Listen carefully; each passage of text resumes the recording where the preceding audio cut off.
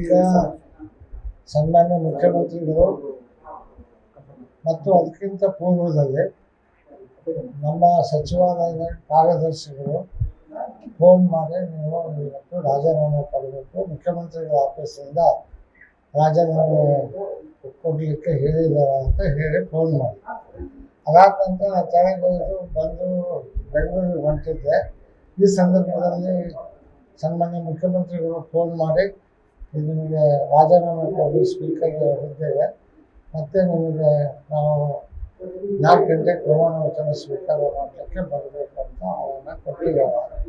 ಆ ಆಹ್ವಾನವನ್ನು ಸ್ವೀಕರಿಸಿ ಸನ್ಮಾನ್ಯ ನಮ್ಮ ಮುಖ್ಯಮಂತ್ರಿಗಳಿಗೂ, ಹಿಂದಿನ ಮುಖ್ಯಮಂತ್ರಿಗಳಾದ ಸಿದ್ದರಾಮಯ್ಯ ಸಾಹೇಬರಿಗೂ ಹಾಗೂ ಖರ್ಗೆ ಸಾಹೇಬರಿಗೂ, ರಾಹುಲ್ ಗಾಂಧಿ, ವೇಣುಗೋಪಾಲ್, ಸುರ್ಜೇವಾಲ ಅವರಿಗೆ ಹೈಕಮಾಂಡಿಗೆ ಒಟ್ಟಾರೆ ಅಭಿನಂದನೆಗಳನ್ನು ಸಲ್ಲಿಸಿ ನಾವೆಲ್ಲರೂ ಹಾವೇರಿ ಜಿಲ್ಲೆಯ 6 ಜನ ಶಾಸಕರು ಎಲ್ಲರೂ ಮಂತ್ರಿಗಳಿದ್ದಾಗ ಅದರ ಹುದ್ದೆ ಒಬ್ಬರಿಗೆ ಕೊಡ್ತಾರೆ.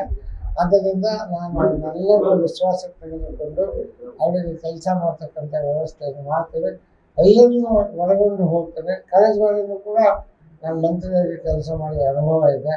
ಆ ಅನುಭವದ ಮೇರೆಗೆ ಇವತ್ತಿನ್ನೂ ಹೆಚ್ಚು ಕೆಲಸಗಳನ್ನ ಜಿಲ್ಲೆಗೆ ನಮ್ಮ ಎಲ್ಲರಿಗೂ ಕೂಡ ಒಳ್ಳೆಯದನ್ನು ಮಾಡ್ತಕ್ಕಂಥದ್ದು ಮಾಡ್ತೀನಿ ಅನ್ನೋ ಮಾತನ್ನು ಹೇಳ್ತೀನಿ. ನಮಸ್ಕಾರ.